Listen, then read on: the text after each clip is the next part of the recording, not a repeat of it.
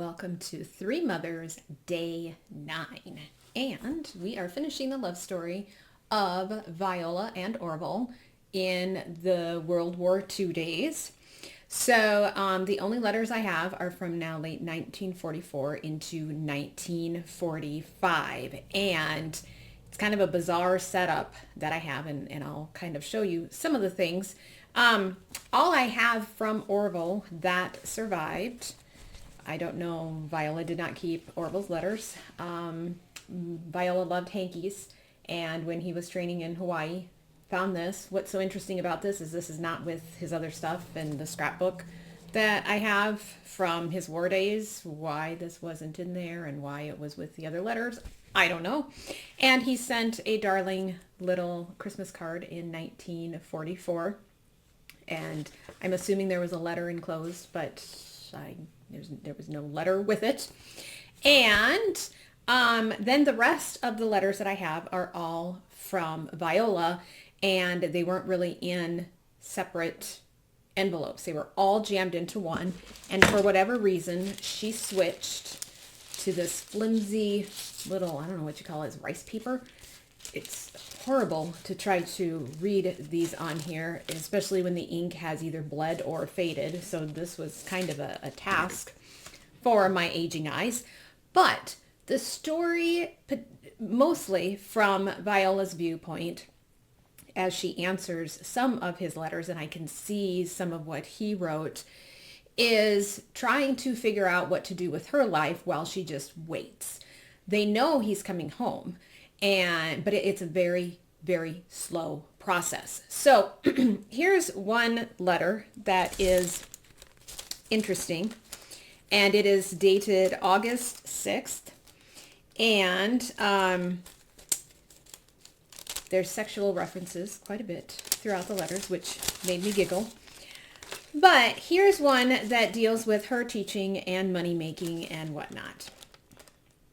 I've said all along I would probably wait until the last day of school before I packed up my suitcase and went back. I wanted to go and didn't know that I've got to teach. I'm looking forward to it very much. Notice the got to teach up there. This you aren't going to like, and while I knew it, I figured I'm earning it and had a right to buy it if not using your money. At least I'll be anchored at school and not someplace else. I've laid away a fur jacket. No, it's not a $300 one, but it's a darn good one, and I love it. That will eliminate pair of my winter coat deal after we're settled down again. You know this is the way most of the girls feel. When you fellows get home, our clothes buying automatically stops. If we don't get out and earn some things ourselves, we will never have them. Now you tell me what you think. I know $200 would buy 2 cows, but a cow isn't going to keep me happy now. I probably never would have thought of it seriously if you were here. Got to have something to keep me going. There is a fur coat that is still at my dad's. I don't know if that's the fur coat in question. I'll have to trace it back and see, but I don't like fur coats because, you know, the poor little animals. But anyway, so that's why I never took it. But I'll have to dig up more information on the coat.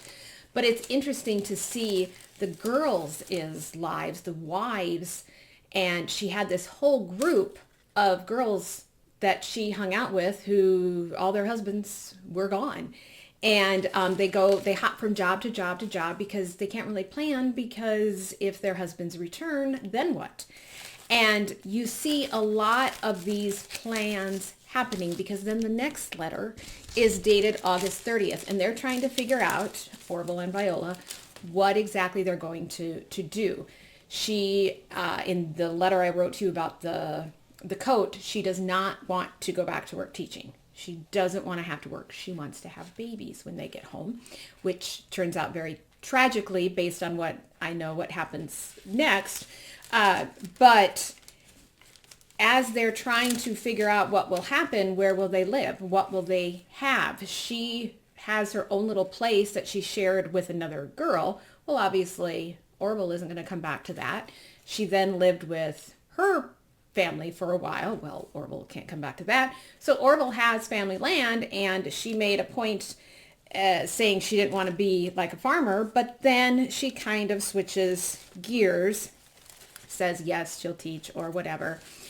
But here, she says, all I want is you back close to me. Aw, Daddy, that's what she calls him.